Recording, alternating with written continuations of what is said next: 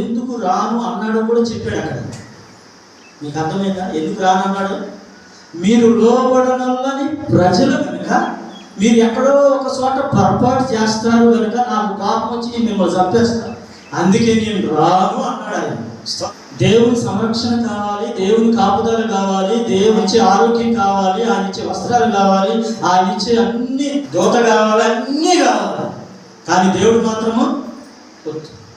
కానీ మోషే అంటున్నాడు, అయ్యా నా ముందు ఉండి నాకు ముందుగా నడిస్తే నీ అడుగులో అడిగేసి నేను నడుస్తాను. స్తోత్రం. చాలా మంది ఇశ్రాయేలు ప్రజలు ఏమనుకుంటారో తెలుసా? ఓ మోషే, దేవుడు తన దూతను పంపిస్తున్నాడు, ఏది కావాలన్నా అన్ని ఇస్తున్నాడు కదా, ఆయన మన మధ్యలోకి రాకపోతే ఏమైంది, మనం పదపాలి.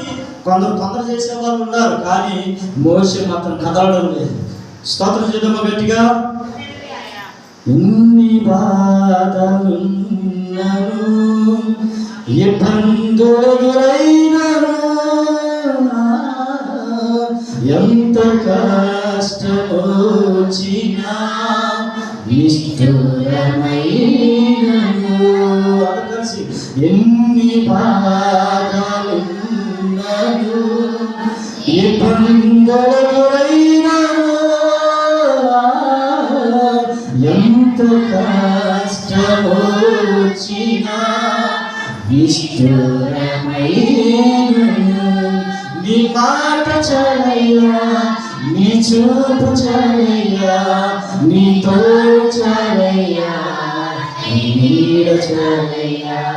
నీ మాట చాలయ్యా, నీ చూపు చాలయ్యా, నీ తోడు చాలయ్యా, నీ నీడ చాలయ్యా. నీ ఉంటే నాకు చాలు యేసయ్యా, నీ వెంటే నేను ఉంటా యేసయ్యా. నాకు తెలుసు నువ్వు నాకు దూతను పంపిస్తావని తెలుసు, ఐశ్వర్యం ఇస్తామని తెలుసు, వెండి బంగారాలు అన్ని ఇస్తామని తెలుసు, ఆరోగ్యం ఇస్తావు, ఈ జీవిత కాలంలో బ్రతకడానికి సమస్యలు నువ్వు నాకు ఇస్తావని తెలుసు. ఇవన్నీ నాకు అక్కర్లేదు, నీవు కానీ నాతో రాకపోతే నాకు ఎన్ని కూడా అవసరం లేదని మోషే తెగించి మాట్లాడేశాడు. అదే మనం అనుకోండి, ప్రభా నువ్వు అక్కడే ఉన్నాయి, మాకు అన్నీ ఇస్తే మాకు అదే భాగ్యం, నువ్వు మా మధ్యలో ఉన్నావు అనుకో. ఒకప్పుడు దేవుని బిడ్డలు ఆయన గొర్రె పిల్లగా ఈ లోకానికి వచ్చాడు, ఇప్పుడు మరలా గొర్రె పిల్లగా రావట్లే, యోధా గోత్రము కొత్త సింహంగా ఈ లోకానికి వస్తున్నారు. ఇంకా ఏదో నిన్ను ప్రేమించడానికి రావట్లా, ఇంకా నిన్ను లాలించడానికి ఆయన రావట్లా. దేవుని బిడ్డలారా ఆయన తీర్పు తీర్చడానికి తిరిగి రాబోతున్నాడు ఆయన. స్తోత్రం.